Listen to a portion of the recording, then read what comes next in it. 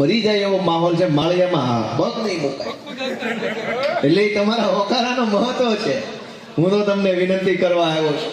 મારે એક વાત યાદ કરવી છે. હું 2022ની વિધાનસભાની ચૂંટણીમાં આ પિયુષભાઈનો પ્રચાર કરવા માટે આવ્યો હતો.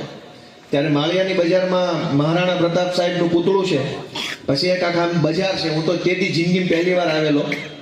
એની પહેલા એકવાર ઓલા કાર્યાલયમાં આવ્યો હતો. પછી મેં માળિયા બહુ જાજુ જોયું નથી. ઈ પૂતળાથી હાલતો હાલતો બજારે ગયો, એટલે હાકડી બજાર છે, બે બાજુ દુકાનો છે બધી. એમાં હું બધાને આમ કરતો જતો હતો, નમસ્તે કાકા, બાપા, રામ રામ, શ્યામ શ્યામ, પિયુષભાઈ મત દેજો, આપને મત દેજો, એવું કહેતો હતો. એમાં એક બાપાએ મારો હાથ આમ પકડીને ખેંચ્યો મને દુકાનમાં. હું કઈક વિચારું કે હું થયું, એ પહેલા ખેંચી લીધો કોણો અંદર દુકાનમાં.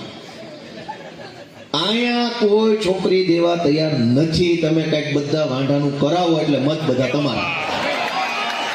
આ ગામમાં કોઈ છોકરી દેવા તૈયાર નથી, એવું મને એક દુકાનવાળા કાકાએ કીધેલું. સાચું ખોટું તમે જાણો. અને એટલી બળતરા સાથે, એટલી પીડા સાથે, એટલા આક્રોશમાં એને મને કીધું, ગુસ્સામાં કીધું કે અહીં કોઈ છોકરીઓ દેતું નથી. તમારે રાજનીતિ કરવી હોય તો અમારા છોકરા વાંઢા ફરે છે. વાત દાંત કાઢવાની કરતા તે દુઃખ લગાડવાની વધુ છે. તમે જાણો એ પરિસ્થિતિ કેમ થઈ. 35 વર્ષથી ભાજપને મત આપ્યા, કા મલકમાં કોઈને દીકરી દેવાનું મન ન થાય એવું તો હું પાપ